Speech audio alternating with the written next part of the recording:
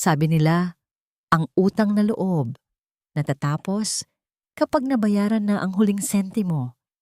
Pero paano kung ang kapalit ng buhay ng pamilya mo ay ang mismong kaluluwa mo? Hindi ko ginusto ang maging masamang babae. Isa lang akong anak na ayaw makitang mamatay ang ama at isang asawang pagod na sa gutom. Pero sa pagitan ng bawat haplos ni Don Severino at sa bawat pasalamat ng asawa kong si Rafael, unti-unti akong nilamon ng mundong bawal. Kung ikaw ang nasa lugar ko at nakita mong bumabagsak ang lahat ng mahal mo, kakayanin mo bang huwag gawin ang ginawa ko? Kung iisipin ko ngayon, sana nung gabing iyon, hinayaan ko na lang na bumagsak ang lahat. Sana hinayaan ko na lang na hatakin yung bahay namin, na mamatay kami sa gutom, o kahit ano pa. Pero hindi ganun ang buhay, di ba? Kapag nakikita mo yung tatay mo na hirap huminga at yung asawa mo na nakatitig lang sa pader dahil wala siyang magawa, gagawin mo ang lahat. Kahit ang ibenta ang sarili mo sa taong akala mo ay tagapagligtas mo. Mag-aalas 2 na noon ng gabi. Naalala ko pa yung amoy ng ospital, halo-halong isopropyl alcohol, amoy ng lumang kumot, at yung malansang amoy ng dugo. Nakaupo ako sa tapat ng ICU. Tinitingnan yung mga daliri kong nanginginig. 3 bagay lang ang malinaw sa akin nung oras na yon. Una, yung puting tiles ng sahig na naninilaw na sa mga sulok. Pangalawa, yung kamay ni tatay. Magaspang na parang liha dahil sa pagsasaka, pero ngayon, malamig na at walang buhay habang nakakabit sa mga tubo. At pangatlo, yung pulang papel na hawak ko. Disconnection notice. At kasunod nun, yung bill sa ospital na hindi ko na alam kung paano babayaran.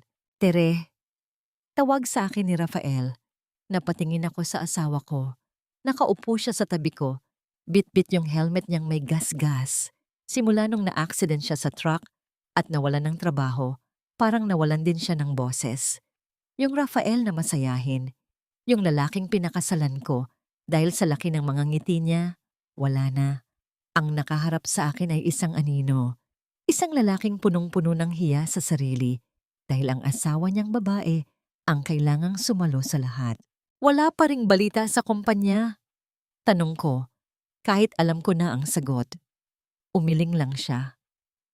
Sabi nila, tatawag na lang daw. Pero alam mo naman yun, Tere. Sinesante na talaga ako. Pasensya ka na. Pasensya ka na talaga. Huminga ako ng malalim. Gusto ko siyang yakapin. Gusto kong sabihing okay lang ang lahat. Pero hindi okay, Hindi nakakabayad ng kuryente ang yakap. Hindi nakakabili ng gamot ni tatay ang pasensya na. Sa loob-loob ko, may namumuong galit. Hindi galit sa kanya, kundi galit sa tadhana. Bakit kailangang sabay-sabay? Bakit kailangang kami? Umuwi ka muna, Raf. Sabi ko, ako na muna rito. Magpahinga ka na. Baka sakaling may tumawag sa'yo bukas para sa interview. Paano ka? Tanong niya. Pero kitang-kita ko sa mga mata niya na gusto na niyang tumakas sa amoy ng ospital. Gusto na niyang malunod sa alak o sa tulog para makalimot. Kaya ko na to. Sige na. Nung makaalis siya, naiwan akong mag-isa sa hallway. Doon ko naramdaman yung lamig.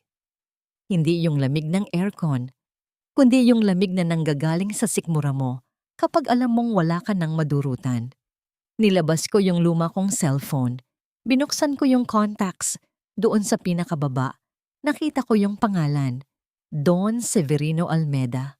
Siya yung may-ari ng transport kumpanya na inutangan namin para sa pampaopera ni tatay nung nakaraang taon.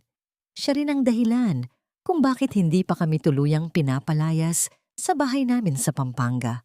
Mabait si Don Severino. Masyadong mabait para sa isang negosyante. Sa tuwing pumupunta ako sa opisina niya para makiusap na i-extend ang bayad, lagi siyang may nakahandang kape. Laging nakangiti.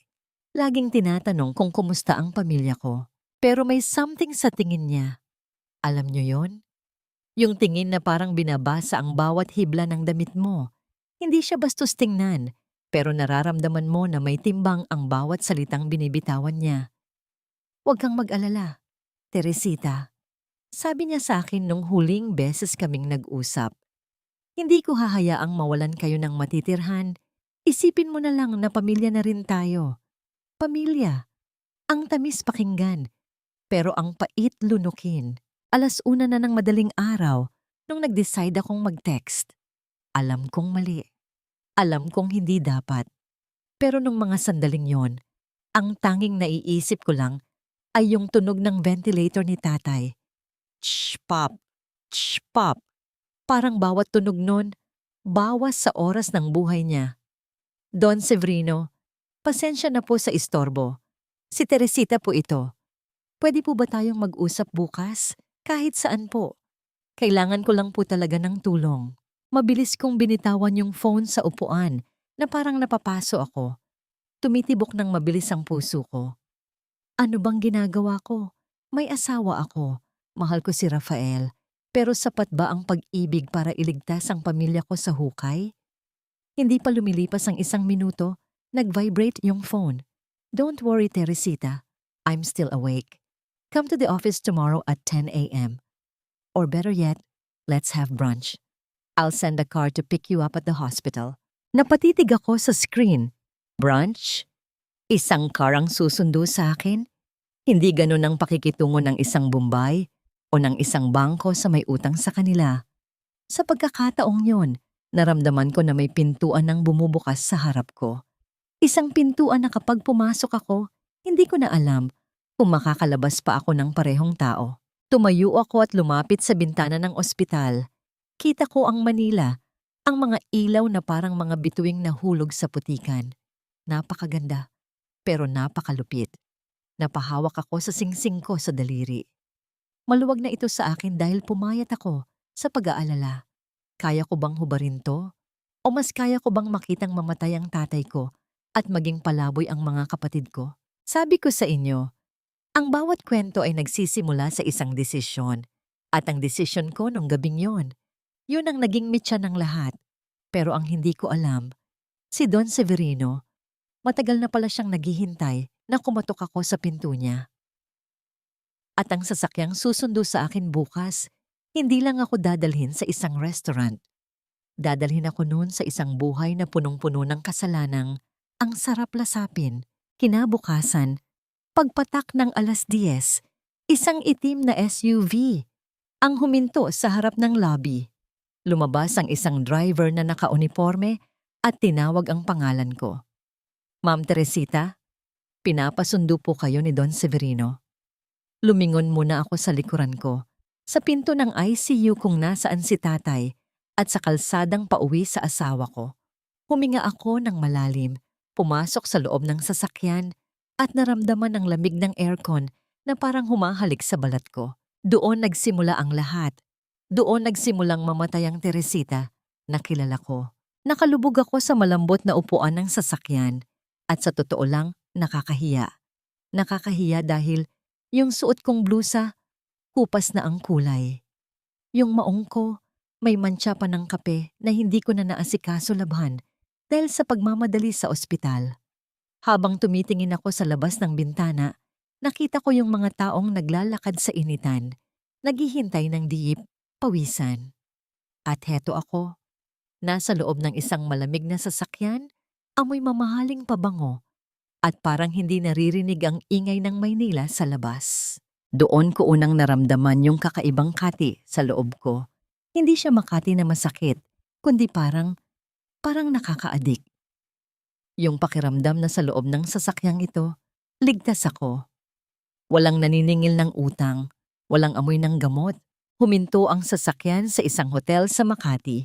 Hindi yung mga hotel na nakikita ko lang sa TV, kundi yung totoong hotel na may mga doorman na sumasaludo pa sa amin.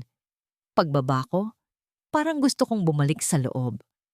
Feeling ko, lahat sila alam na wala akong pera. Feeling ko, nakasulat sa noo ko na baon ako sa utang. Ma'am Teresita, dito po. Giya sa akin ng driver patungo sa isang restaurant sa mezzanine. Doon ko siya nakita. Nakaupo sa dulo, malapit sa bintana, si Don Severino. Kung titingnan mo siya, hindi mo iisiping nasa 50 na siya. Maayos ang gupit ng buhok. Medyo may pilak na sa gilid, pero lalong nagmukhang kagalang-galang. Suot niya ang isang light blue na polo shirt na halatang mamahali ng tela. Pero ang tatlong bagay na hindi ko makakalimutan sa kanya nung umagang yon. Una, yung singsing niyang ginto na may malaking bato. Kumikinang sa tuwing humahawak siya sa tasa ng kape. Pangalawa, yung amoy niya. Amoy sandalwood at mamahaling tabako. Yung amoy na nagsasabing, hawak ko ang mundo. At pangatlo, yung mga mata niya. Maamo, pero parang may hinihigop sa loob ko. Teresita? Tumayo siya at ngumiti. Maupo ka. You look tired, Hija. Hija. Yun ang tawag niya sa akin. Parang tatay. Parang kuya. Parang tagapagligtas. Pasensya na po, Don Severino. Hindi na po ako nakapag-ayos. Galing po kasi ako sa... Shh! Pinutol niya ang sasabihin ko. Itinaas niya ang kamay niya at sa isang kumpas lang, lumapit agad ang waiter. Kumain muna tayo. Alam kong hindi ka pa nag-aalmusal.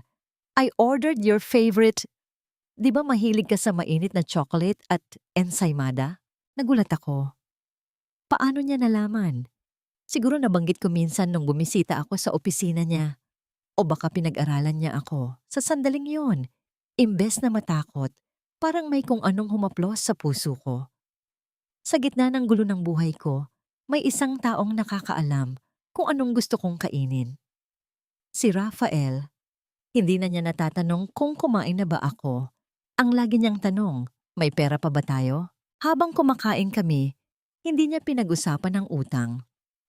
Nagkwento siya tungkol sa kumpanya niya, tungkol sa lungkot niya sa bahay nila, dahil siya na lang daw ang nakatira sa malaking mansyon simula nung pumanaw ang asawa niya.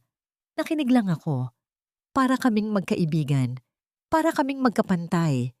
Pero nung matapos na kaming kumain, doon na nagbago ang timpla ng hangin. Inusog niya ang tasa niya at tumingin ng diretso sa akin. Teresita, alam ko ang sitwasyon niyo. Alam ko ang tungkol kay Rafael, alam ko ang tungkol sa tatay mo. Napatungo ako. Nakaramdam ako ng hiya. Pasensya na po, Don Severino. Kaya po ako nakipagkita. Baka po pwedeng makiusap na naman. Kahit dagdag na palugit lang po. Magtatrabaho po ako kahit ano. I have a proposal. Sabi niya. Mababa lang ang boses niya, pero bawat salita, parang may kuryente. Kailangan ko ng private secretary, hindi sa opisina, kundi sa mansyon ko. Personal assistant, ika nga. Ikaw ang mag-aayos ng schedule ko, ng mga gamit ko, ng mga personal kong kailangan. Napakunot ang noo ko. Secretary po. Pero wala po akong experience sa ganoon, Don Severino. At taga Pampanga po ako. Malayo po. Magpapatayo ako ng maliit na apartment para sa pamilya mo dito sa Manila. Ako na ang bahala sa lahat ng bills, sa ospital, lahat. Isang pirma ko lang, Teresita, wala ka nang iisiping utang kailanman. Nanigas ako sa kinauupuan ko. Apartment? Pambayad sa lahat ng bills. Parang nananaginip ako ng gising. Pero sa likod ng utak ko, may maliit na boses na nagtatanong, anong kapalit? Bakit ako? Bakit ganyan kalaki ang ibibigay niya? Ano pong kapalit? Halos pabulong kong tanong. Uminom siya ng tubig at ngumiti ng tipid. Wala, Teresita. Ang kapalit lang ay ang oras mo, ang presensya mo. Masyadong malungkot sa mansyon ko. Gusto ko lang ng taong mapagkakatiwalaan ko, yung marunong makinig, yung kasing amo mo. Inabot niya ang kamay ko sa ibabaw ng lamesa. Hindi niya ito pinisil ng malakas. Hinawakan niya lang, magaan, mainit at puno ng kasiguruhan. Hindi ako umurong. Bakit hindi ako umurong? Siguro dahil nung sandaling yon, yung init ng kamay niya ang tanging bagay na nagpaparamdam sa akin na hindi ako mag-isa. Isipin mo ang pamilya mo, Teresita. Isipin mo ang anak mo. Isipin mo si Rafael. Hindi ba mas magandang makita siyang hindi na naglalasing dahil wala siyang trabaho? Ginamit niya ang pamilya ko laban sa akin. O baka naman, ginamit niya ang pamilya ko para bigyan ako ng rason na gawin ang gusto kong gawin. Paano po ang asawa ko? Tanong ko. Sasabihin mo sa kanya, kinuha kitang executive assistant.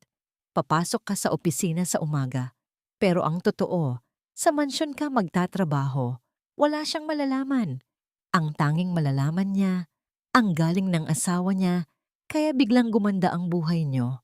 Binitawan niya ang kamay ko at may nilabas na envelope mula sa bag niya. Inusog niya ito sa harap ko. Take it. Pambayad sa ICU. Consider it as your signing bonus. Tiningnan ko yung envelope. Makapal. Alam kong sapat yun para makahinga kami ng ilang buwan. Napatingin ako sa labas ng bintana. Nakita ko ang reflection ko sa salamin ng restaurant. Sino ba ang babaeng ito? Isang tapat na asawa? O isang desperadang anak? Nung hinawakan ko yung envelope, naramdaman ko ang bigat nito. Pero mas mabigat yung naramdaman ko sa dibdib ko. Alam ko, sa sandaling ilagay ko to sa bag ko, nabili na niya ako. Hindi lang ang trabaho ko, kundi pati ang mga gabi ko, ang mga tingin ko, at ang mga sikretong hindi ko na kayang sabihin kahit kanino. Salamat po, Don Severino, sabi ko.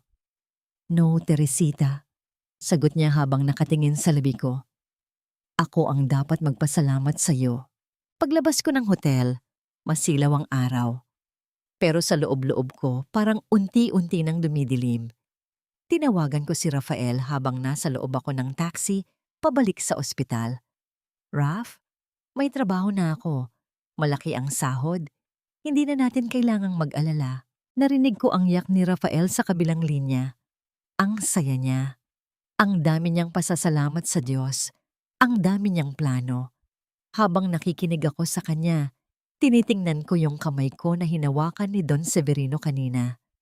Parang nandoon pa rin yung init. At doon ko napagtanto. Ang unang hakbang sa pagtataksil ay hindi ang paghalik sa iba. Ito ay ang pagtanggap ng tulong na alam mong may nakatagong presyo at ang pagsisinungaling sa taong inaakala mong pinoprotektahan mo. Hindi ko alam, pero habang papalapit ang taxi sa ospital, imbes na mukha ni Rafael ang maisip ko, yung amoy ng sandalwood ni Don Severino ang humahabol sa akin. Isang amoy na nagsisimula ng maging masarap at nakakatakot. Sabi nila, ang pinakamabisang kasinungalingan ay yung hinaluan mo ng kaunting katotohanan. Kaya nung hinarap ko si Rafael nung gabing yun, hindi ako nanginginig. Sinabi ko sa kanya na nakahanap ako ng trabaho bilang executive assistant sa kumpanya ni Don Severino. Sinabi ko na advance payment yon dahil naging tapat siyang driver noon. Naniwala siya. Umiyak siya sa balikat ko. Nagpapasalamat sa Diyos habang ako nakatitig lang sa pader. Iniisip kong nasaan na ang Diyos. Nung mga sandaling hawak ni Don Severino ang kamay ko, nakalipat kami sa isang maliit pero maayos na apartment sa malapit sa QC. Malayo sa putik ng Pampanga, malayo sa mga tsismis ng kapitbahay. Pero habang gumaganda ang paligid namin, lalong pumapangit ang tingin ko sa sarili ko. Ang unang araw ko sa mansyon ng mga Almeda. Doon ko nalaman kung gaano kalaki ang mundong pinasukan ko. Pagpasok mo pa lang sa gate, bubungad sa iyo ang naglalakihang puno ng acacia na parang mga bantay na walang kibo. Ang mansyon nila, kulay puti, parang palasyo. Pero pagpasok mo sa loob, sobrang tahimik. Tatlong bagay ang agad na tumatak sa akin sa bahay na yon. Una, ang dambuhalang grandfather clock sa sala na bawat tunog ay parang tibok ng puso ng isang matandang naghihingalo. Pangalawa, ang amoy ng floor wax na hinaluan ng sariwang mga bulaklak. Amoy na hindi mo mararamdaman sa bahay na may mga batang naglalaro. At pangatlo, ang mga mata ni Aling Vicky. Ikaw ba yung bagong secretary ni Don Severino? Tanong niya sa akin habang pinupunasan ng isang vase na mukhang mas mahal pa sa buhay ko. Matalas ang tingin ni Aling Vicky. Yung tipong parang hinihiyaan ka pa lang, alam na niya kung anong itinatago mo sa ilalim ng dila mo. Ngumiti lang ako ng pilit at tumango. Doon ang opisina niya, sa dulo ng hallway sa itaas. Ayaw niya ng maingay at ayaw niya ng pakialamera. Dagdag pa niya bago tumalikod. Umakyat ako. Bawat hakbang ko sa dekalidad na carpet, parang lumulubog ang paa ko. Pagdating ko sa pinto ng opisina ni Don Severino, kumatok ako ng marahan. Pasok! Boses niya, malamig pero buo. Nakita ko siyang nakaupo sa likod ng isang malaking mesa na gawa sa mahogany. Nakasalamin siya at may binabasang mga papeles. Nung makita niya ako, biglang lumambot ang mukha niya. Tumayo siya at lumapit sa akin. Teresita, I'm glad you're here. Hindi niya ako pinaupo sa tapat ng mesa. Sa halip, iginiya niya ako sa isang sofa sa gilid. Hindi naman masyadong mabigat ang trabaho mo ngayong araw. Gusto ko lang na ayusin mo itong mga personal kong sulat at samahan mo akong magtsaa. Magtsa. Yun lang pala ang trabaho ko sa loob ng 4 na oras. Nakinig sa mga kwento niya tungkol sa business, tungkol sa yumaong asawa niya na hindi raw siya naintindihan, at tungkol sa kalungkutan ng pagiging mayaman. Alam mo, Teresita, sabi niya habang nakatingin sa labas ng bintana. Maraming tao ang nakapaligid sa akin dahil sa pera ko. Pero ikaw, nakikita ko sa mga mata mo na totoo ka. At yun ang kailangan ko. Sa isip-isip ko, Don Severino, nandito rin ako dahil sa pera mo. Pero hindi ko masabi. Ang tanging nagawa ko ay ngumiti at sabihing, salamat po sa tiwala. Habang lumilipas ang mga araw, unti-unting nagbabago ang trabaho ko. Minsan, pinapatawag niya ako para lang pumili ng kulay ng kurbatan niya. Minsan, gusto niya lang na panoorin ko siyang magbasa. Isang beses, habang inaayos ko ang mga libro sa shelf niya, naramdaman ko siyang tumayo sa likuran ko. Sobrang lapit. Ramdam ko ang hininga niya sa batok ko. Ang bango ng buhok mo. Pabulong niyang sabi. Nanigas ako. Hindi ako nakagalaw. Dapat ba akong lumayo? Dapat ba akong magalit? Pero naisip ko si Rafael na nasa bahay, nagluluto ng masarap na hapunan dahil sa sweldong galing sa lalaking ito. Naisip ko si tatay na nakakaupo na sa wheelchair dahil sa physical therapy na binabayaran ng lalaking ito. Humarap ako sa kanya ng dahan-dahan. Ang lapit ng mukha niya. Naamoy ko na naman yung sandalwood. Don Severino? Severino na lang kapag tayo lang dalawa, Teresita. Sabi niya sabay haplos sa pisngi ko.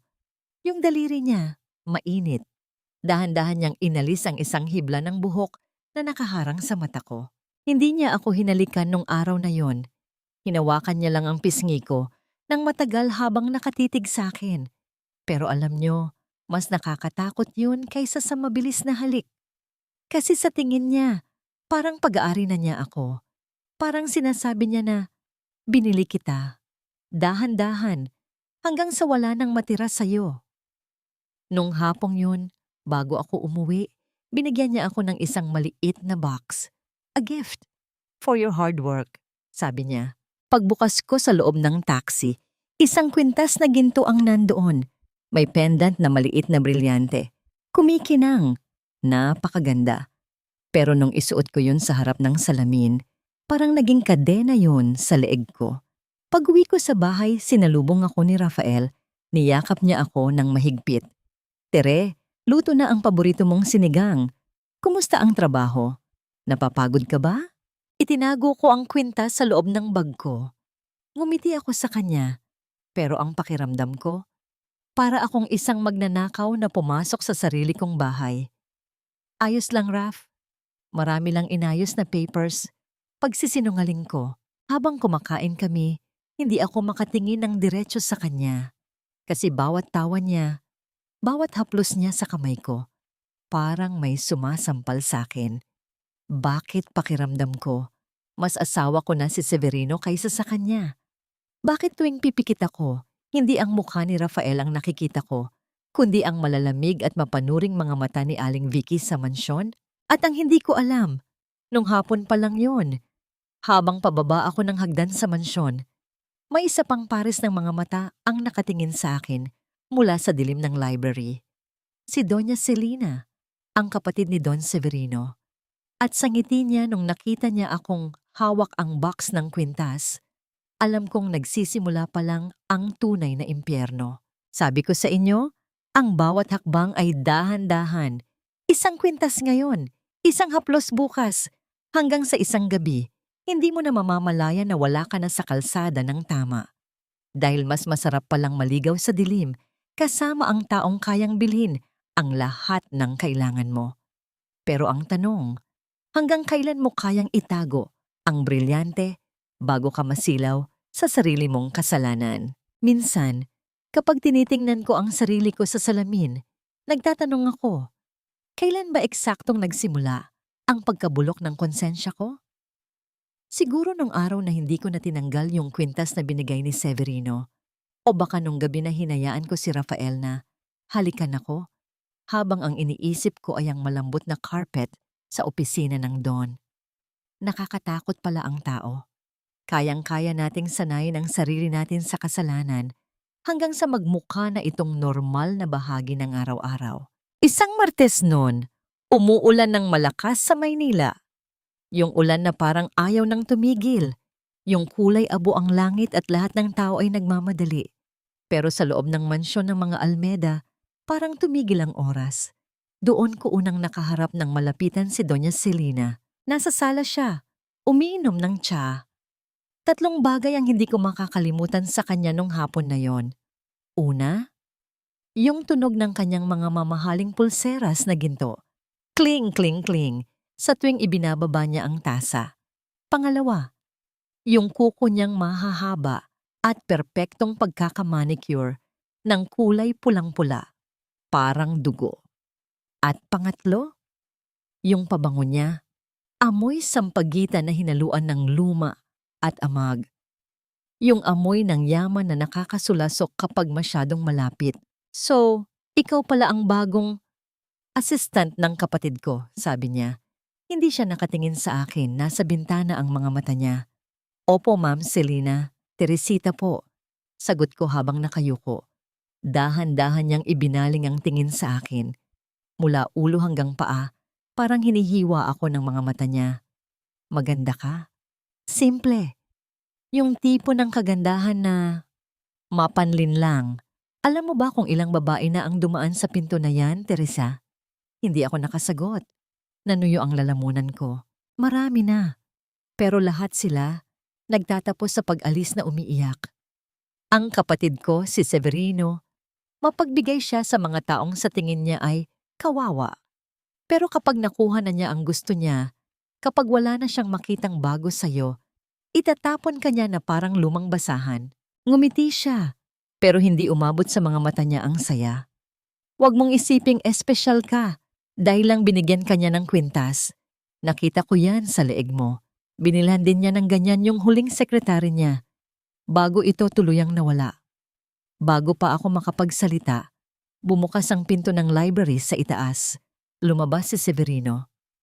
Celina, tigilan mo ang bata. Seryosong sabi ni Severino. Teresita, halika rito. May kailangan akong ipaayos sa'yo sa opisina. Naglakad ako paakyat. Ramdam ko ang tingin ni Celina sa likuran ko. Parang may mga karayom na tumutusok sa balat ko. Pero nung makapasok ako sa opisina ni Severino at isinara niya ang pinto, biglang naglaho ang takot ko. Pinalitan yun ng isang kakaibang ginhawa. Pasensya na sa kapatid ko, sabi ni Severino. Lumapit siya sa akin. Masyado lang siyang protective. Pero huwag kang makikinig sa kanya. Iba ka sa kanila, Teresita. Alam mo yan. Inayos niya ang kwelyo ng blusa ko. Ang mga daliri niya, dumulas ng bahagya sa balat ng leeg ko. Napapikit ako. Isang maliit na hakbang na naman, isang maling haplos na naman. Don Severino, kailangan ko na pong magtrabaho. Pabulong kong sabi. Pero hindi ako lumayo. Mamaya na ang trabaho, sabi niya. Kinuha niya ang kamay ko at inilagay sa dibdib niya. Ramdam ko ang tibok ng puso niya, mabilis, gaya ng sa akin. Gusto ko lang na nandito ka. Gusto ko lang na sa akin ka muna. Nung mga sandaling yon, tumunog ang cellphone ko sa loob ng bag. Alam kong si Rafael yon. Rutine na namin yun. Magte-text siya para itanong kung anong gusto kong ulam para sa hapunan o para sabihing susunduin niya ako sa kanto ng subdivision. Pero hindi ko kinuha ang phone. Hinayaan ko itong mag-vibrate hanggang sa tumigil. Sa halip, tumingin ako kay Severio. Sa lalaking kayang magbigay sa akin ng lahat ng hindi kayang ibigay ni Rafael. Isang lalaking hindi nagtatanong kung may pambili ba kami ng bigas, kundi nagtatanong kung masaya ba ako. Dahan-dahan, inilapit ni Severino ang mukha niya sa akin. Naamoy ko na naman ang sandalwood at ang ulan na nanunuot sa bintana. Ang labi niya, dumampi sa noo ko, pababa sa ilong, hanggang sa maramdaman ko ang init ng hininga niya sa labi ko. Dapat akong umurong, dapat kong isipin ang anak ko, dapat kong isipin si Rafael na naghihintay sa akin sa ulanan. Pero nung hinalikan ako ni Severino, mabagal, mariin at puno ng pangako, hindi ako lumaban. Tinanggap ko ang halik na yun na parang isang taong uhaw na uhaw sa gitna ng desyerto. Masarap. Maling-mali pero nakakalunod sa sarap. Nung bumitaw siya, hinawakan niya ang mukha ko. You're mine now, Teresita. Kakalimutan natin ang lahat ng utang. Kakalimutan natin ang lahat ng problema. Basta manatili ka lang sa akin. Tumango ako. Isang tahimik na pagsuko. Pero paglabas ko ng mansyon nung gabing yun, bumulaga sa akin ang isang tanawin na hindi ko inaasahan. Sa tapat ng guardhouse, nakatayo si Rafael, basang-basang sa ulan, nakasakay sa luma niyang motor, nakasuot ng isang punit-punit na kapote. May hawak siyang payong na kulay dilaw, yung payong na binili namin nung unang taon ng kasal namin. Tere! Kaway niya sa akin. Ang laki ng nangiti niya sa kabila ng panginginig sa ginaw. Akala ko kung napano ka na, hindi ka sumasagot sa text. Buti na lang pinayagan ako ng guard na mag-abang dito sa labas. Nanigas ako. Sa loob ng bag ko, nandoon ang kwintas na ginto. Sa labi ko, nandoon pa ang lasa ng halik ni Severino. At sa harap ko, ang asawa kong handang magkasakit para lang masiguradong hindi ako mababasa ng ulan. Raf, bakit ka nandito? Sabi ko, susubukan kong mag-commute. Sabi ko, ang boses ko ay halos hindi lumalabas. Malakasan ng ulan baka mahirapan ka. Halika na, luto na ang tinola sa bahay. Nag-uulam tayo ng mainit. Sumakay ako sa likod ng motor niya. Humawak ako sa bewang niya pero pakiramdam ko, lason ang bawat dampi ng kamay ko sa katawan niya. Habang binabaybay namin ang baha at dilim, nakasandal ang ulo ko sa likod ni Rafael. Pero ang mga mata ko ay nakapikit. At ang nararamdaman ko pa rin ay ang malambot na labi ni Severino. Doon ko napagtanto, hindi lang pala pamilya ko ang nailigtas ko sa utang. Unti-unti ko na ring pinapatay ang asawa ko nang hindi niya nalalaman. At sa bawat patak ng ulan na tumatama sa mukha ko, isa lang ang tanong na pumasok sa isip ko. Hanggang kailan ko kayang yakapin ang anino bago ako tuluyang lamunin ng dilim?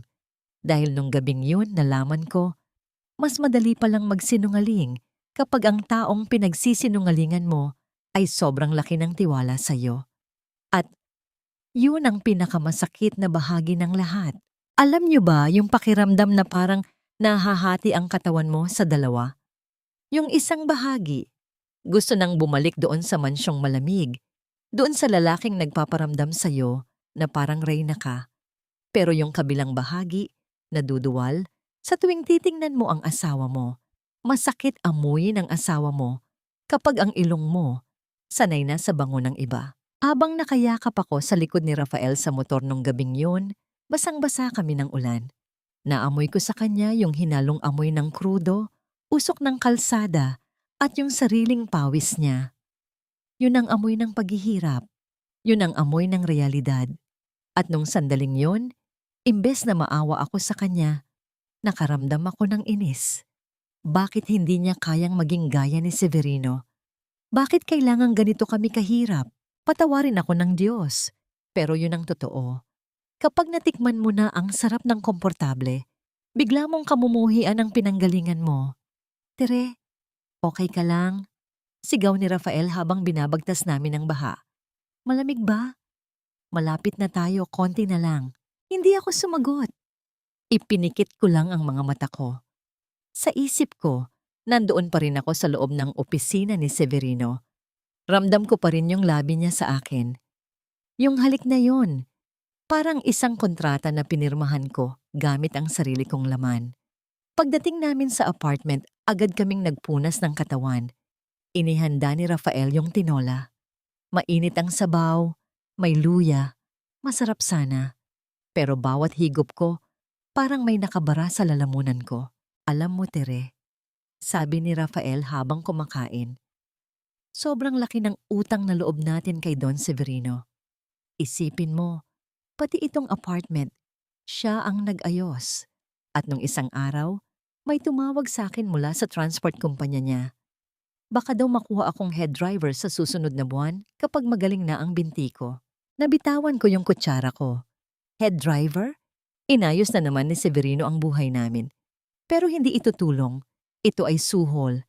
Isang suhol para manahimik ako, para magpasalamat ako, para hindi ako makaalis sa tabi niya. Anong sabi mo, Raf? Tanong ko. Siyempre nagpasalamat ako. Sabi ko, gagalingan ko. Sabi ko, napakabait ng boss mo. Tere, parang hulog siya ng langit sa atin, no? Ngumiti si Rafael. Isang ngiting punong-puno ng pag-asa. At yun ang pinakamasakit na bahagi. Ang makitang nagpapasalamat ang asawa mo sa lalaking dahan-dahang umaagaw sa asawa niya. Gusto kong sumigaw. Gusto kong sabihing, Raf, hindi siya hulog ng langit. Binili niya ako. At ikaw, ginagawa kanyang tau-tauhan para lang manatili ako sa kanya. Pero nanatili akong tahimik. Kinuha ko yung envelope ng pera sa bag ko at inilapag sa mesa. Para sa ospital yan at para sa susunod na buwang upa. Sabi ko. Kinuha ni Rafael ang pera. Tiningnan ito ng matagal. Ang laki nito, Tere. Sigurado ka bang sweldo mo lang to? Tumibok ng mabilis ang puso ko. Oo, sabi ni Don Severino. Performance bonus daw yan dahil maayos ko raw napapatakbo ang schedule niya. Naniwala siya. Palaging naniniwala si Rafael. At yun ang problema. Ang kabaitan niya ang nagbibigay sa akin ng lisensya na magpatuloy sa pagkakasala. Kinabukasan, imbes na dumiretso sa mansyon, dumaan muna ako sa salon ng kaibigan kong si Beth. Si Beth Sarmiento, ang kaisa-isang taong nakakaalam ng lahat. 3 bagay ang laging dala ni Beth kapag magkasama kami. Isang tasa ng matapang na kape, isang sigarilyong laging nakasindi, at ang mga salitang ayaw kong marinig, pero kailangan ko. Nakalubog ka na, Tere, sabi niya habang nilalagyan ng kulay ang buhok ng isang customer. Hindi na yan trabaho, alam mo yan. Kailangan ko to, Beth, para sa pamilya ko. Depensa ko. Pinaalis ni Beth ang customer at hinarap ako. Pamilya? O para sa sarili mo? Aminin mo, Tere. Gusto mo yung nararamdaman mo kapag kasama mo ang matandang yun. Gusto mo yung amoy ng pera. Gusto mo yung tingin niya sa'yo na parang ikaw lang ang babae sa mundo. Napayuko ako. Hindi ako makasagot dahil tama siya. Mag-ingat ka, dagdag ni Beth. Ang mga Almeida, hindi yan basta-basta. May mga mata ang bawat sulok ng mansyon na yan at si Doña Celina. Huwag mong pakaisipin na hindi niya alam. Pinapanood ka lang nun na mahulog sa sarili mong bitag. Binaliwala ko ang babala ni Beth. Sa isip ko, kaya kong kontrolin ang lahat. Kaya kong maging asawa sa gabi at sekretary sa umaga. Pero nung hapon na yon, pagbalik ko sa mansyon, iba ang aura ng paligid. Pagpasok ko sa library, hindi si Severino ang nandoon. Si Aling Vicky. Nakita ko siyang may hawak na isang piraso ng papel. Isang litrato na nahulog mula sa ilalim ng desk ni Severino nung nililinisan niya ito. Paglapit ko, nanlamig ang buong katawan ko. Litrato yun ng pamilya namin. Ako, si Rafael, At ang anak naming si Leah. Kuha yun ng binyag ni Leah. 5 taon na ang nakakaraan. Nahulog ito sa ilalim ng table ni Don. Sabi ni Aling Vicky, ang boses niya ay walang emosyon. Bakit kaya itinatago ng Don ang litrato ng pamilya mo, Teresita? At bakit may mga marka ng ballpen ang mukha ng asawa mo? Tiningnan ko ang litrato. Tama si Aling Vicky. Ang mukha ni Rafael ay may mga guhit ng itim na tinta. Parang binubura. Parang gustong tanggalin sa mundong ito. Baka napaglaruan lang ng Don, sabi ko. Pilit na pinapakalma ang sarili ko. Siguro nga, sagot ni Aling Vicky. Tumingin siya sa akin ng malalim. Pero mag-ingat ka, Teresita. Ang mga bagay na itinatago sa dilim, laging gumagawa ng paraan para makita ng liwanag. At kapag nangyari yun, walang sapat na pera para takpan ang kahihiyan. Iniwan niya ako sa loob ng library. Nanginginig ang kamay ko habang kinuha ko ang litrato. Doon ko napagtanto. Si Severino, hindi lang ako ang gusto niya. Gusto niyang burahin ang buong buhay ko para mapalitan ito ng buhay na siya ang may hawak. Maya-maya, pumasok si Severino. Nakita niya ang litratong hawak ko. Hindi siya nagulat. Hindi siya natakot. Sa halip, lumapit siya sa akin at kinuha ang litrato mula sa kamay ko. He doesn't deserve you, Teresita. Pabulong niyang sabi habang nakatingin sa mukha ni Rafael sa litrato. A man who cannot provide for his woman is no man at all. I am the one who saved you. I am the one who keeps you warm. Hinawakan niya ang bewang ko at inilapit ako sa kanya. Dito ka lang sa akin ngayong gabi. Mag-overtime tayo. May mahalaga tayong pag-uusapan. Pero Don, si Rafael susunduin niya ako, sabi ko. I'll call him, sabi ni Severino habang may ngiting mapanlinlang.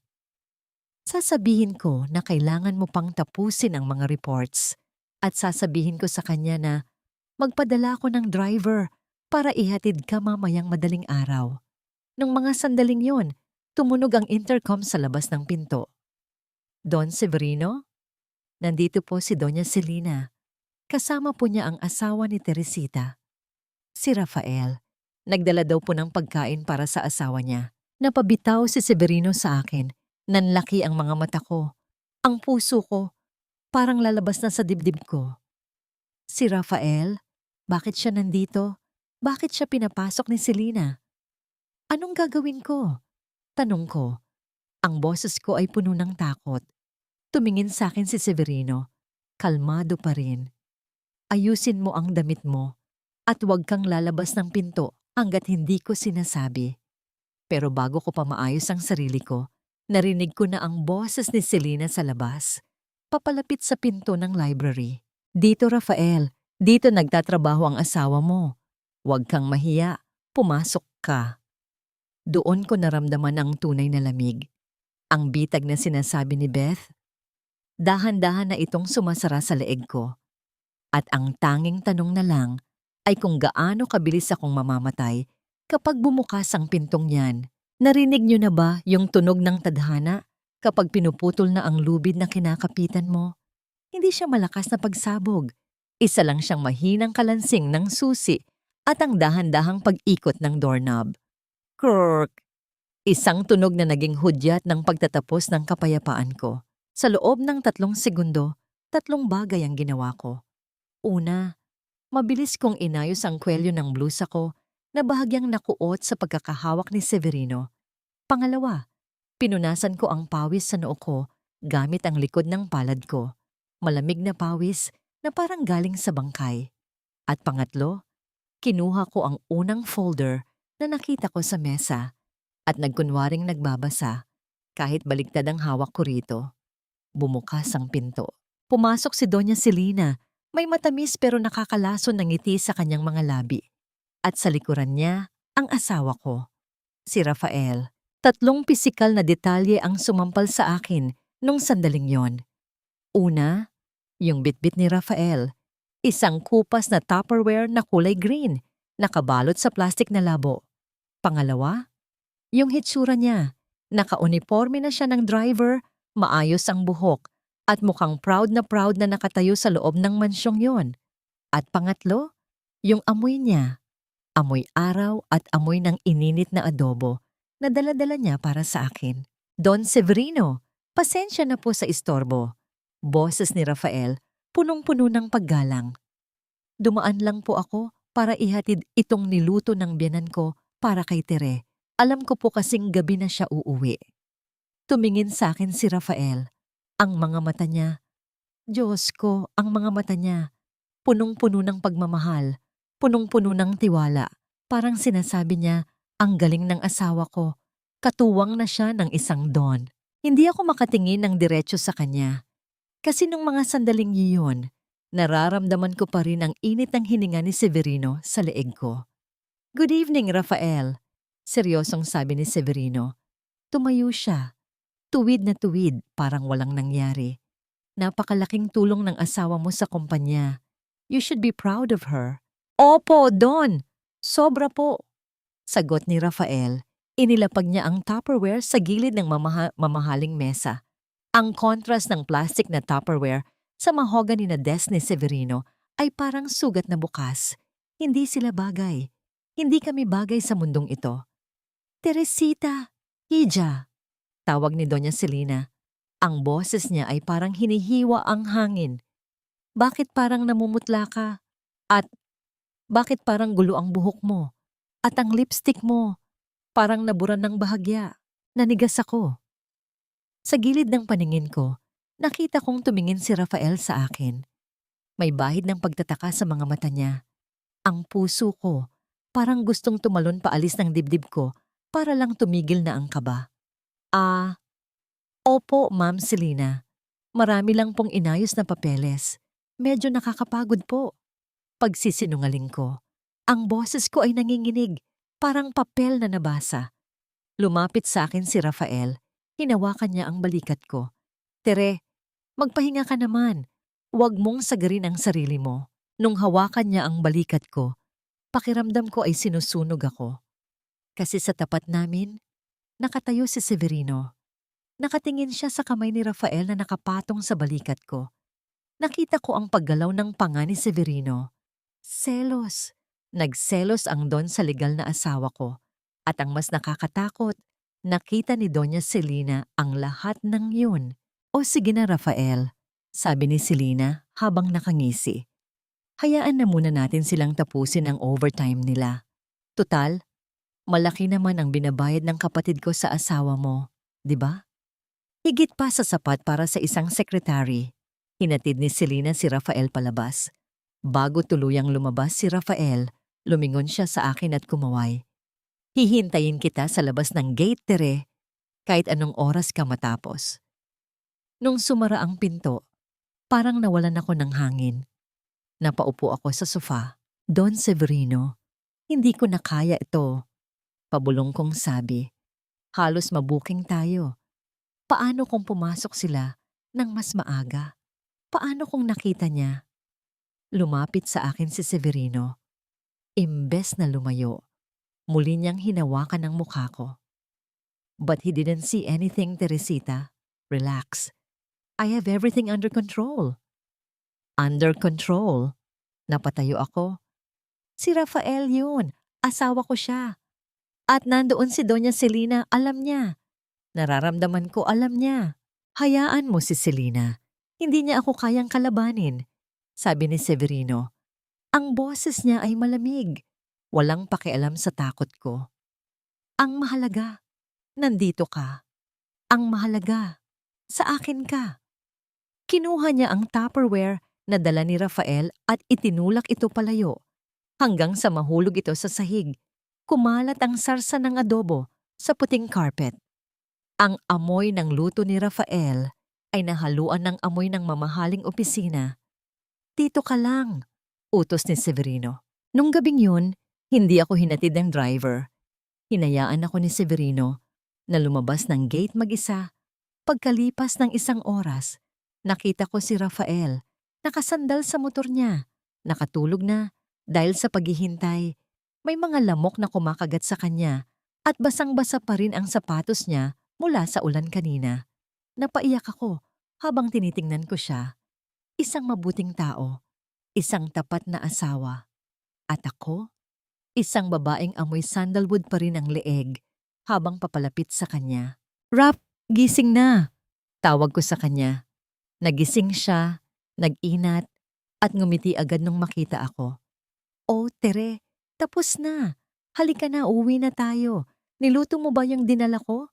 Masarap yun, paborito mo. Oo, Raf, masarap. Pagsisinungaling ko na naman. Kinakain na ako ng sarili kong mga salita. Habang nakasakay kami sa motor, ramdam ko ang bawat lubak ng kalsada. Bawat talbog, parang paalala na ang buhay na itinayo ko sa kasinungalingan ay lulubog din sa putik. Pero ang hindi ko alam, nung gabing yun, habang papaalis kami, may isang itim na sasakyan na nakasunod sa amin mula sa malayo. Hindi ito sasakyan ni Severino at hindi rin ito sasakyan ni Selena. May ibang nakakita sa amin, may ibang nakakaalam. Sabi ko sa inyo, sa isang bawal na pag-ibig, hindi lang ang asawa mo ang dapat mong katakutan. Minsan, ang pinakamapanganib na kaaway ay ang mga taong nananahimik lang sa tabi-tabi, nag-iipon ng bala para sa araw na handa ka na nilang pasabugin. At ang tanong na naglalaro sa isip ko habang nakayakap kay Rafael, sino ang mas masama? Ang taong nagnanakaw ng asawa o ang asawang nagpapamanakaw dahil sa gutom sa atensyon at yaman? Hindi ko pa alam ang sagot. Ang alam ko lang, sa tuwing papasok ako sa mansyong yun, unti-unti nang namamatay ang Teresita na minahal ni Rafael. At ang natitira na lang ay isang anino. Isang aninong pag-aari na ng isang don. Sabi nila, kapag gumagawa ka ng masama, para kang naglalakad sa ibabaw ng manipis na yelo. Alam mong anumang oras, lulubog ka. Pero ang hindi nila sinasabi ay yung nakakabaliw na pakiramdam habang naghihintay ka kung kailan lalabas ang unang lamat. Yung bawat kaluskos, bawat busina ng sasakyan, at bawat titig ng hindi mo kakilala ay nagiging parang hatol ng kamatayan. Nung gabing sumakay ako sa likod ng motor ni Rafael, habang sinusundan kami ng itim na sasakyang yun, tatlong bagay ang nanunuot sa isip ko. Una, yung kislap ng headlight sa side mirror ni Rafael, isang puting ilaw na parang nanunundot sa likod ng ulo ko. Pangalawa, yung panginginig ng mga kamay ko na nakayakap sa bewang ng asawa ko. At pangatlo, yung malamig na bigat ng kwintas ni Severino na nakatago sa loob ng bra ko, direktang nakadapo sa balat ko. Parang yelo na hindi natutunaw. Raf, parang may sumusunod sa atin kanina pa mula sa mansyon. Pabulong kong sabi, halos kainin ng hangin ang boses ko. Lumingon ng bahagya si Rafael. Ha? Alin yung itim na kotse? Baka pauwirin sa atin yan, Tere. Huwag kang praning. Masyado ka lang sigurong pagod sa trabaho. Napakapit ako ng mas mahigpit. Praning? Sana nga praning lang ako. Pero alam ko ang pakiramdam ng minamanmanan. Parang may malapot na tingin na nakadikit sa batok ko. Nung lumiko kami sa kanto ng apartment namin, humarurot yung kotse at nilagpasan kami. Pero sa isang saglit na dumaan ito, sa ilalim ng poste ng ilaw, nakita ko ang driver. Naka-uniforme. Isang driver na pamilyar sa akin. Isang driver na nakita ko na sa garahe ni Doña Selena. Hindi ako nakatulog nung gabing yun. Nakahiga ako sa tabi ni Rafael, nakikinig sa mahimbing niyang paghilik habang ang mga mata ko ay nakatitig sa kisame. Nagdantatalo ang isip ko. Nahuli na ba kami? O binabantayan pa lang kami? Kinabukasan, pagdating ko sa mansyon, sinalubong ako ni Aling Vicky sa may pasilyo. Tatlong bagay ang kakaiba sa kanya nung umagang yon. Una, yung bitbit niyang basket ng mga basang labada. Mabigat. Parang ang bigat din ng ibabalita niya. Pangalawa, yung hindi niya pagtingin sa mga mata ko. Isang senyales na may alam siya na hindi niya kayang sabihin. At pangatlo, yung bulong niya habang dumadaan ako sa tabi niya. May naghahanap sa'yo sa likod ng Garden Teresita. Yung kapatid ng Don, kanina pa siya doon. Nagdidilig ng mga rosas na may talim. Naglakad ako patungo sa garden. Ang garden ng mga Almeda ay napakaganda, puno ng mga mamahaling orchid at mga rosas na kulay dugo. Pero para sa akin, parang gubat ito na puno ng bitag. Nakita ko si Doña Celina, nakasombrero ng malaki, may hawak na gunting para sa mga halaman. Click, click, click. Ang tunog ng gunting ay parang tunog ng guillotine. Nandito ka na pala, Teresita. Sabi niya nang hindi lumilingon. Kumusta ang pag-uwi niyo kagabi? Hindi ba kayo inulan sa motor? Hindi naman po masyado, Ma'am Celina. Sagot ko. Pilit na pinatatatag ang boses ko. Humarap siya sa akin. May hawak na isang rosas na kakagupit lang niya. Alam mo, Teresita, ang mga rosas na ito, kailangan ng tamang alaga. Pero kapag may peste nang nakadikit sa ugat, kailangan mong putulin ang buong sanga bago nito madamay ang buong garden. Inabot niya sa akin ang rosas. Para sa'yo. Ibigay mo sa asawa mo. Mukhang masipag siyang lalaki. Sayang naman kung magkakaroon siya ng aksidente sa kalsada dahil sa sobrang pag-aalala sa'yo. Nabitawan ko halos ang bag ko. Isang banta. Malinaw na banta. Ano pong ibig ninyong sabihin? Ngumiti siya ng matamis, pero ang mga mata niya ay kasing lamig ng bakal. Wala naman. Sinasabi ko lang na ang Maynila ay mapanganib na lugar. Lalo na para sa mga taong hindi alam kung saan sila lulugar. Sige na, pumasok ka na sa loob. Naghihintay na ang kapatid ko. Mukhang marami na naman kayong pag-uusapan. Pumasok ako sa loob na parang lumulutang. Dumiretso ako sa opisina ni Severino at nilock ang pinto. Pagkakita ko sa kanya, napahagulgol ako. Severino, alam na ni Celina. Sinundan kami ng driver niya kagabi. Nagbabanta siya, Severino. Paano kung sabihin niya kay Rafael? Paano kung saktan niya ang pamilya ko? Tumayo si Severino at niyakap ako ng mahigpit. Shh! Teresita, makinig ka. Walang gagawin si Celina. Hawak ko ang pera niya. Hawak ko ang mana niya. Hanggat ako ang don sa bahay na ito, wala siyang kapangyarihan. Pero ang asawa ko, gagawa natin ang paraan, putol niya sa akin. Ipadala natin si Rafael sa malayo. May branch ang transport kumpanya ko sa Davao. I-promote natin siya.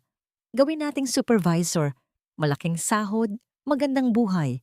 Pero kailangan niyang lumuwas doon mag-isa sa unang 6 na buwan.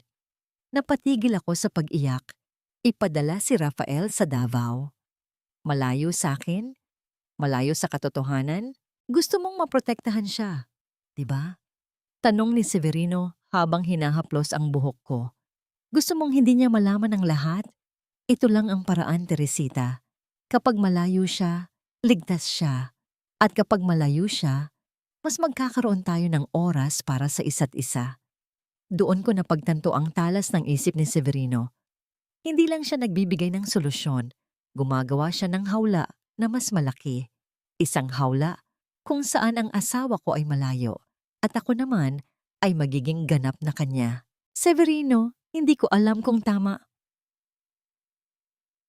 Tama to, pabulong kong sabi. Huli na para magtanong kung tama o mali, Teresita. Sagot niya habang inilalapit ang mukha niya sa akin. Nandito na tayo. At hinding-hindi na kita pakakawalan. Nung hapon na yun, umuwi ako sa bahay at naabutan ko si Rafael na nag-eempake na ng mga gamit niya. Ang laki ng ngiti niya.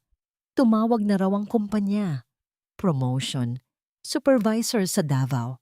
Tere, isipin mo yun, supervisor na ako. Yakap niya sa akin. Buhat-buhat pa ako sa tuwa. Sabi ko sa'yo, swerte ka sa akin. At swerte tayo kay Don Severino. Sabi nila, 6 na buwan lang. Tapos pwede ko na kayong kunin ni Leah doon. Makakapagsimula tayo ng bagong buhay. Habang tinitingnan ko ang saya sa mga mata ni Rafael, parang may sumasaksak sa puso ko. Ang bagong buhay na sinasabi niya ay binayaran ng pagtataksil ko. Ang promotion na ipinagmamalaki niya ay paraan lang para mailayo siya sa asawa niyang nagbebenta ng sarili sa boss niya. Masaya ako para sa iyo, Raf, sabi ko, habang ang luha ko ay dahan-dahang pumapatak. Bakit ka umiiyak, Tere? Mamimiss mo ba ako agad? Biro niya habang pinupunasan ng luha ko. Oh, Raf, sobra. Mamimiss ko yung tayo. Nung gabing bago siya lumuwas, ibinigay ni Rafael sa akin ang kanyang wedding ring. Itago mo muna to, Tere. Baka mawala ko sa biyahe o sa trabaho doon. Isuot mo sa kwintas mo para laging malapit sa puso mo. Kinuha ko ang singsing. Inilagay ko ito sa isang kadena. Pero nung isuot ko ito, tumama ang singsing ni Rafael sa pendant na brilyante na binigay ni Severino. Clink! Isang tunog ng dalawang mundong nagbabanggaan. Ang katapatan at ang kasalanan magkasama sa iisang leeg. Pag-alis ni Rafael kinabukasan, naiwan akong mag-isa sa apartment. Tahimik, nakakabinging katahimikan. Pero hindi pa lumilipas ang isang oras, may kumatok sa pinto. Pagbukas ko, hindi si Severino ang nandoon, si Aling Vicky. May hawak siyang isang envelope. Iniutos ni Doña Celina na ibigay ito sa iyo, Teresita. Sabi niya, ngayong wala na ang asawa mo, baka gusto mong makita ang mga litratong ito bago ka pumunta sa mansyon mamaya. Binuksan ko ang envelope. Nanlamig ang buong pagkatao ko. Hindi yun litrato namin ni Severino. Litrato yun ni Rafael. Sa Davao, pagbaba niya sa airport. At sa likod niya, may mga lalaking nakasunod na may hawak na baril. May nakasulat na note sa likod ng litrato. Ang kalayaan mo ay may kapalit, Teresita. Isang maling galaw mo sa kapatid ko at ang promotion ni Rafael ay magiging huling biyahe na niya. Napaupo ako sa sahig. Ang hininga ko ay naging mabilis. Ang bitag ni Severino, akala ko siya ang gumawa. Pero mas matindi pala ang bitag ni Celina. Sabi ko sa inyo, sa bawal na pag-ibig, walang panalo. Akala mo na iligtas mo na ang pamilya mo. Pero ang totoo, ikaw ang nag-abot sa kanila sa kamay ng kamatayan. At sa gitna ng apartment na yun, habang hawak ko ang singsing ni Rafael at ang brilyante ni Severino, isa lang ang naramdaman ko. Ganap na kawalan. Sino na ang kakampi ko? Ang lalaking bumili sa akin? O ang babaeng handang pumatay para sa dangal ng pamilya nila? Kung alam ko lang na ang bawat hakbang ko palapit sa yaman ay hakbang palayo sa kaligtasan ng pamilya ko, sana nung una pa lang, hinayaan ko na lang na lamunin kami ng hirap. Masarap ang bango ng mamahaling pabango, pero ang totoo, wala itong pinagkaiba sa amoy ng bulaklak sa patay. Maganda sa ilong, pero nagpapaalala na mayroon nang nabubulok sa ilalim. Nakatitig ako sa mga litratong iniwan ni Aling Vicky. 3 bagay ang hindi ko maalis sa paningin ko. Una, ang anino ng baril na nakatutok sa likod ni Rafael. Isang madilim na hugis na parang kamay ng kamatayan na nakahawak sa balat niya. Pangalawa, ang ngiti ni Rafael sa litrato. Isang inosenteng na ngiti ng isang taong akala ay nagsisimula na ang swerte niya. At pangatlo, ang envelope na hawak ko. Magaspang ang papel, parang balat ng ahas na nagpapaalala sa akin na bawat sentimong natatanggap ko ay may kapalit na dugo. Hindi ako pwedeng maupo lang. Kailangan kong kumilos. Pumunta ako sa mansyon ng hapong iyon, hindi bilang isang sekretary, kundi bilang isang babaeng handang pumatay para sa asawa niya. Pagpasok ko sa sala, sinalubong ako ng amoy ng mga bulaklak na lili, matapang, nakakahilo, at amoy ng simbahan tuwing may libing. Nandoon si Doña Celina, nakaupo sa kanyang selyon. Dahan-dahang itinitiklop ang kanyang abaniko. Pak, pak, pak. Ang bawat tunog ay parang sampal sa aking pagkatao. Nakuha mo ba ang munting regalo ko, Teresita? Tanong niya nang hindi man lang tumitingin sa akin. Ano pong kailangan niyo sa akin? Nanginginig kong tanong. Bakit kailangang idamay si Rafael? Wala siyang kinalaman dito. Tumayo si Celina at lumapit sa akin. Hinawakan niya ang kwintas sa leeg ko. Ang kwintas na galing kay Severino. Wala siyang kinalaman?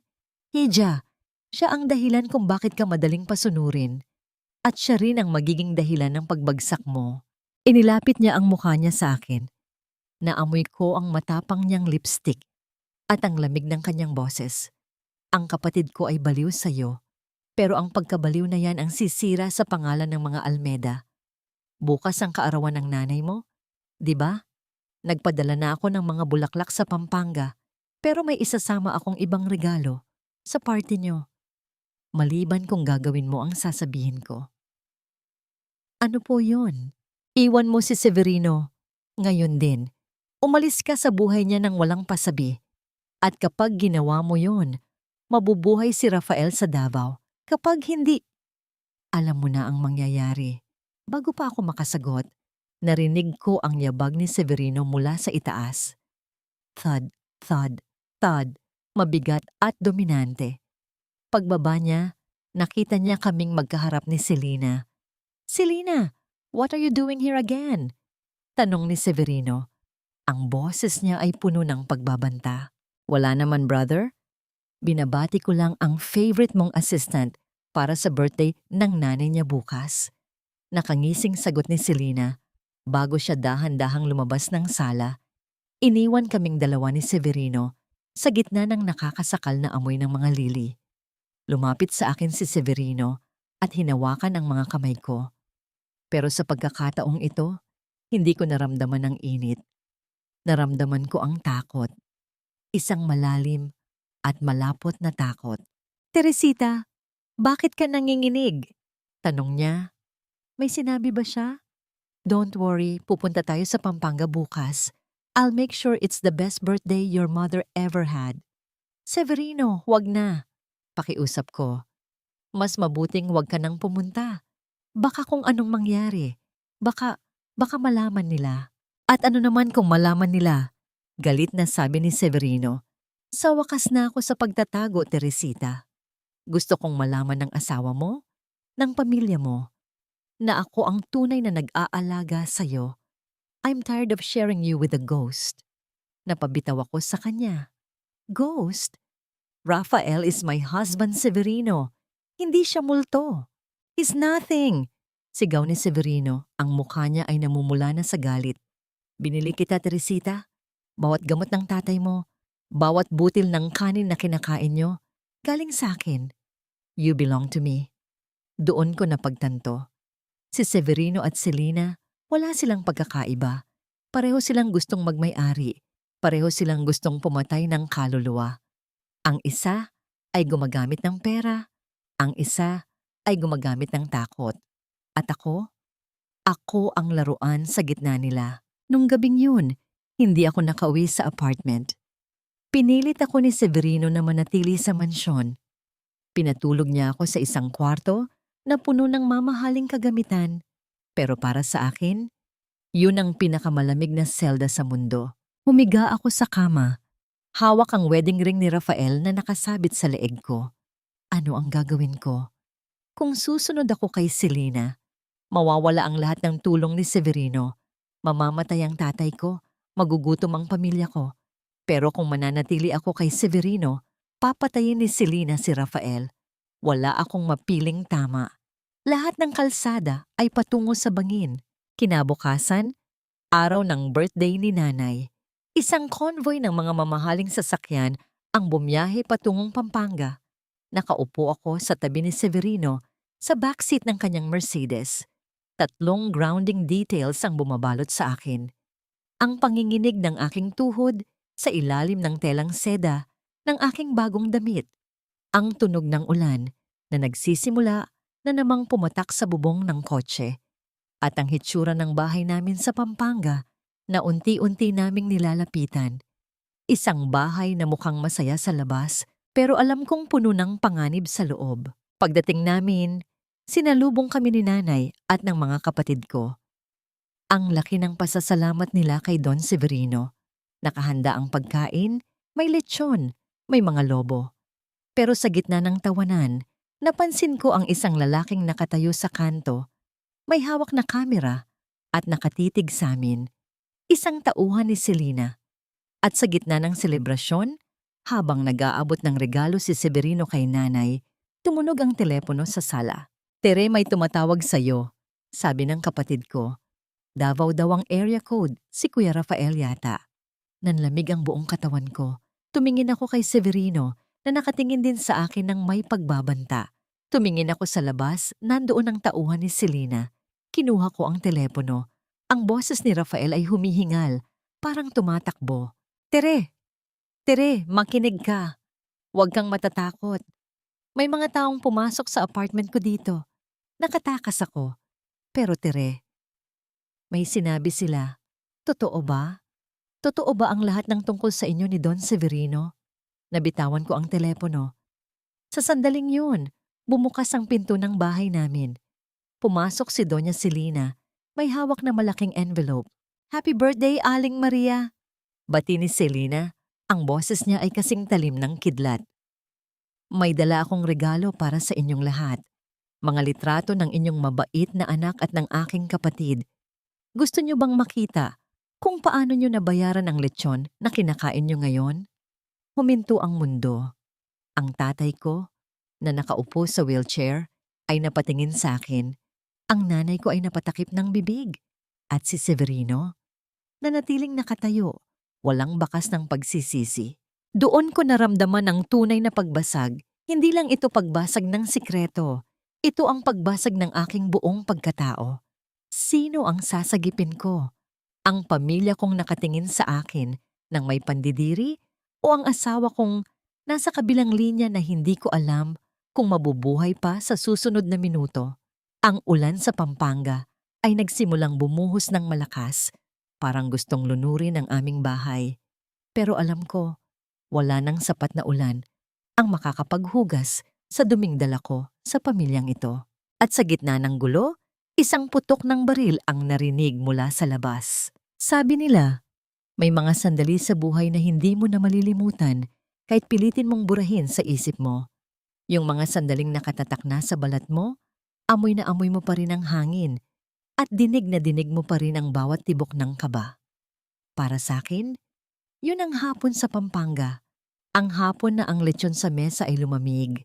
Ang mga lobo ay nagsimulang pumutok. At ang dangal ko ay tuluyang inanod ng ulan. Narinig niyo ba ang putok ng baril? Isang matalas na tunog. Bang! Na bumasag sa ingay ng ulan. Sa loob ng 3 segundo, lahat kami sa loob ng bahay ay nanigas. 3 grounding details ang hindi ko malilimutan.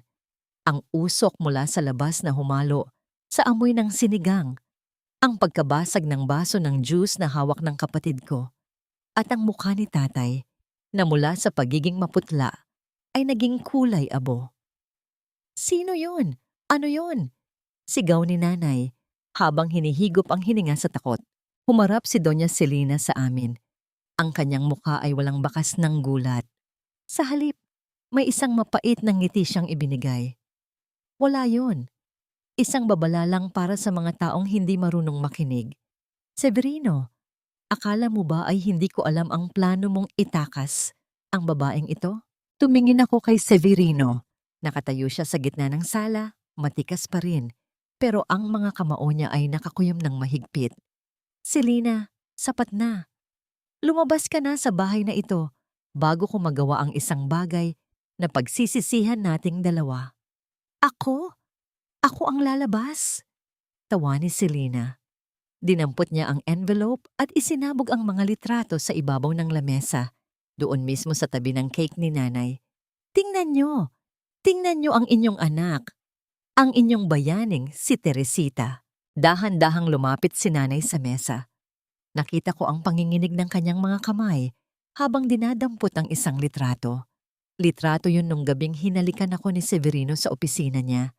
Malinaw ang mukha ko. Malinaw ang pagkakahawak niya sa bewang ko. Sa susunod na litrato, nandoon kaming dalawa sa loob ng sasakyan, magkalapit, nagtatawanan. Tere, mahinang tawag ni nanay. Ang boses niya. Diyos ko, ang boses niya ay parang isang telang, unti-unting pinupunit. Ano to? Bakit? Bakit kayo ganito ng Don? Hindi ako makapagsalita. Ang dila ko ay parang naging bato. Gusto kong tumakbo, gusto kong magpaliwanag. Pero anong paliwanag ang sapat para sa katotohanang nakalatag sa mesa? Nanay, makinig po kayo. Pabulong kong sabi.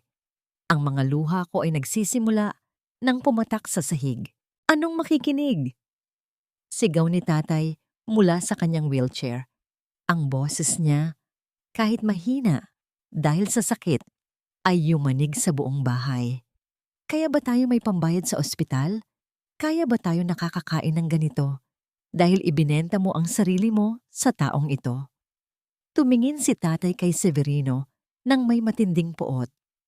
At kayo, Don Severino, akala namin ay tagapagligtas kayo. Akala namin ay mabuti kayong tao. Ginamit niyo ang hirap namin para makuha ang anak ko? Hindi ko siya ginamit, sigaw ni Severino. Lumapit siya kay tatay, hindi natatakot. Mahal ko ang anak niyo. Binigay ko sa inyo ang lahat dahil mahal ko siya. Ano ang magagawa ng asawa niyang si Rafael? Wala. Isang lalaking hindi man lang mapakain ang sarili niyang pamilya. Pero asawa niya si Rafael, hiyaw ni nanay. May sumpa sila sa harap ng Diyos. Sa gitna ng sigawan, naramdaman ko ang pag-vibrate ng teleponong hawak ko pa rin. Si Rafael. Nakalimutan kong nasa kabilang linya pa rin siya. Inilapit ko ang phone sa tainga ko. Tere? Tere, naririnig mo ba ako? Boses ni Rafael punong-puno ng pait. Naririnig ko ang lahat. Naririnig ko ang Don. Totoo ba? Totoo ba na binili ka niya? Raf, magpapaliwanag ako, Raf, please. Tikbi ko. Wag na, Tere, sabi ni Rafael. Ang boses niya ay biglang naging malamig, kasing lamig ng ulan sa labas. Akala ko, nagtatrabaho ka para sa atin. Akala ko, kaya tayo swerte dahil pinagpapala tayo ng Diyos. Yun pala, kaya tayo may pera dahil binubura mo na ako sa buhay mo. Sabi ko na nga ba, may malinong hinalikan mo ako nung gabing yun. Iba na ang lasa ng labi mo. Raf, kailangan ko lang iligtas si tatay. Para sa pamilya natin to. Huwag mo akong idamay sa kasalanan mo, Teresita. Sabi ni Rafael. Hindi ko kailangan ng perang galing sa pangangalo niya. Mas gusto ko pang mamatay sa gutom kaysa mabuhay sa pera ng Don na yan. Huwag mo na akong hahanapin. Para sa akin patay na ang asawa ko. Naputol ang linya. Tuot, tuot, tuot. Isang tunog na parang huling hininga ng pagsasama naming dalawa. Napaluhod ako sa sahig. Ang ulan sa labas ay lalong lumakas. Parang gustong gibain ang aming munting tahanan. Tiningnan ko ang pamilya ko. Ang aking mga kapatid ay nakatitig sa akin ng may takot at pandidiri. Ang aking nanay ay nakatalikod, humahagulgol. At ang tatay ko ay biglang humawak sa kanyang dibdib. Ang kanyang mukha ay namula. Pagkatapos ay naging kulay ube. Ang kanyang mga mata ay nanlilisik habang nakatitig sa akin bago siya dahan-dahang nawalan ng malay sa kanyang wheelchair. Tatay! Sigaw ko. Huwag mo siyang hawakan. Sigaw ni nanay. Itinulak niya ako palayo. Lumayo ka sa amin, Teresita. Wala kaming anak na gaya mo. Lumapit si Severino sa akin, sinubukan akong itayo. Teresita, halika na. Aalis na tayo rito. Dadalhin natin ang tatay mo sa pinakamagandang ospital. Ako ang bahala. Huwag! Sigaw ko sa mukha ni Severino. Sa unang pagkakataon, nakita ko siya hindi bilang tagapagligtas, kundi bilang isang halimaw. Ikaw ang may gawa nito. Ikaw ang sumira sa amin. Kunin mo ang pera mo. Kunin mo ang lahat. Hinubad ko ang kwintas na ginto sa leeg ko at itinapon sa mukha niya. Ang brilyante ay tumama sa pisngi niya bago nahulog sa putikan sa sahig. Umalis ka na, Severino, pabulong kong sabi. Ang boses ko ay puno ng galit na hindi ko na kayang pigilan. Umalis ka na bago kita mapatay. Tumingin sa akin si Severino. Sa isang sandali, nakita ko ang lungkot sa kanyang mga mata, pero mabilis itong napalitan ng tigas. Sige. Aalis ako. Pero tandaan mo, Teresita, kapag wala na ako, wala ka na rin kahit ano. Babalik ka sa putik kung saan kita pinulot.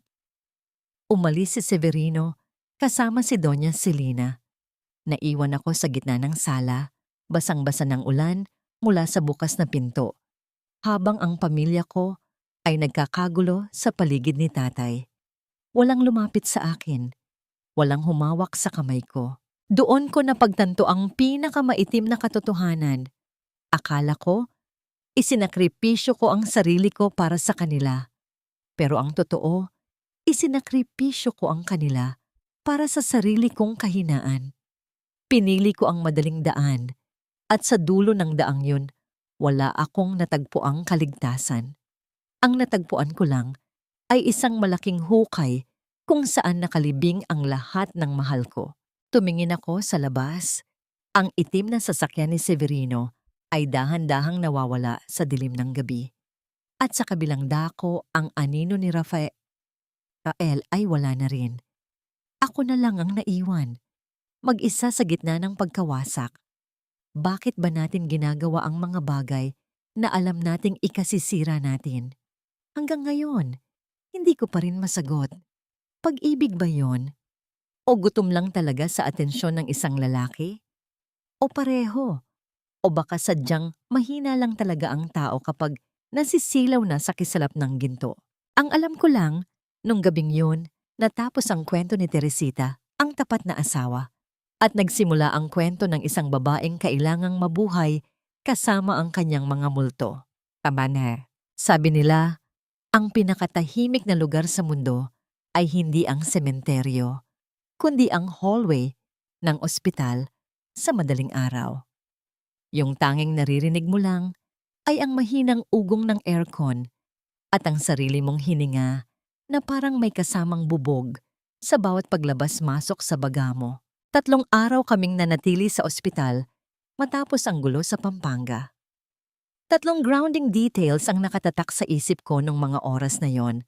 Ang amoy ng sunog na kape sa waiting area, ang malamig at nangangalawang na bakal ng upuan kung saan ako natutulog, at ang bigat ng wedding ring ni Rafael sa loob ng bulsa ko, isang bilog na bakal na sumasakal sa bawat paghakbang ko. Ligtas si tatay, pero hindi na siya ang dating tatay. Bahagyang naparalisa ang kaliwang bahagi ng katawan niya, at ang mas masakit, hindi na niya ako tinitingnan. Sa tuwing papasok ako sa kwarto niya para mag-abot ng tubig o ayusin ang kumot niya, ibabaling niya ang ulo niya sa pader.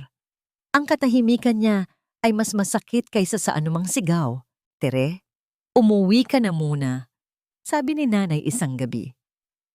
Hindi siya galit, pero wala ring lambing ang boses niya. Parang kinakausap niya lang ang isang estranghero na nagkataong tumutulong sa kanila. Nay, kailangan niyo ng kasama rito. Pabulong kong sagot. Hindi namin kailangan ng kasamang amoy kasalanan, Tere.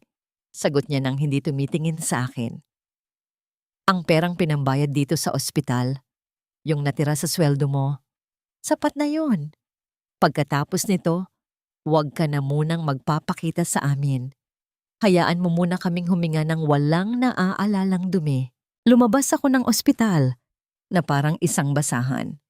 Naglakad ako sa kalsada ng Maynila nang walang direksyon. Pumunta ako sa apartment namin ni Rafael, pero ang tanging dinatnan ko ay isang bakanteng kwarto. Wala na ang mga damit niya. Wala na ang amoy niya. Ang tanging naiwan ay ang luma naming rice cooker at ang isang sulat sa ibabaw ng mesa. Tere, pinirmahan ko na ang mga papeles para sa annulment.